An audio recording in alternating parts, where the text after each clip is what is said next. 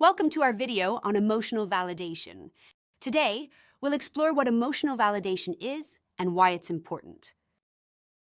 Emotional validation involves understanding and accepting another person's emotional experience. It's different from emotional invalidation, where feelings are rejected or judged. Validating someone's emotions doesn't mean you agree with them.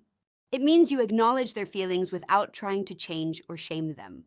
Here are 5 reasons to consider practicing emotional validation. Number 1, to be loved is to be seen and heard. When someone is emotionally validated, they feel seen and heard. In heated discussions, they are less likely to be defensive and more likely to consider what you have to say. By feeling validated, the person can begin to calm down and process their emotions more effectively. 2, stronger relationships. Validation fosters trust and connection. People feel supported and understood, leading to deeper and more meaningful relationships. 3, improved self-esteem. When emotions are validated, people feel accepted for who they are, which can boost self-esteem and confidence. 4, better communication. Open and honest communication thrives when emotions are acknowledged. People feel comfortable expressing themselves freely. Here's an example. Person, I'm so upset that I didn't get the job. Validating response, that must be really disappointing. You worked hard on your application. This acknowledges their feeling and avoids minimizing their experience. Emotional validation can come from others or from within. Self-validation involves recognizing and accepting your own thoughts and feelings to practice emotional validation. Start by identifying and acknowledging the emotion. Ask the person how they feel if it's not clear. Next, acknowledge the source of the emotion. Ask what triggered their response, even if they can't clearly communicate it. Validate the emotion by accepting what the person is feeling, even if you don't agree with their reasoning. This can help diffuse tense situations. Use validating statements like, I can see how you would feel that way, or that must be really hard. Avoid invalidating statements like, what's the big deal? Consider your body language when validating emotions. Keep your posture open and avoid signals that might convey rejection. Express empathy and ask questions to show you care and are trying to understand. Avoid blaming and focus on showing support.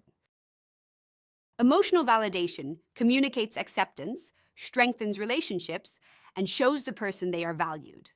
It also helps with emotional regulation. If someone is behaving inappropriately, remove yourself from the situation. Tell them you want to talk when they can communicate calmly. Remember, validating emotions won't make them go away instantly, but it can help the person find their own way to regulate their feelings. People with borderline personality disorder often experience emotional invalidation, which can contribute to emotional dysregulation. Thank you for watching.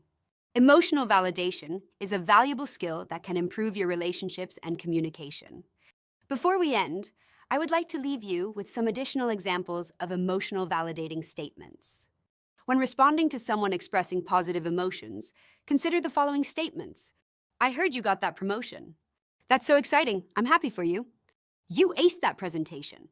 I knew you could do it. You should be proud. It sounds like you're feeling really peaceful after your yoga class. That's great. When addressing negative emotion, try saying this. I completely understand why you're upset after what happened. It would be frustrating for anyone. That's a tough loss. It's okay to feel sad about it. It's normal to feel scared before a big move. Let's talk about how we can prepare. You have a lot on your plate right now. No wonder you're feeling overwhelmed. How can I help? When you are having disagreements, consider saying, I hear you're upset about this decision. Let's talk about what's bothering you. In this example, you are not validating the decision itself, but validating the feeling. If someone is expressing loss, consider saying, this is a difficult time. It's okay to grieve and feel all sorts of emotions. If someone made a mistake, consider saying, everyone makes mistakes, but what the most important thing is what you've learned from it. In this example, you are not validating the mistake, but validating the feeling of guilt or shame. Remember, validation focuses on the feeling, not the situation itself. It's about letting someone know their emotions are heard and understood.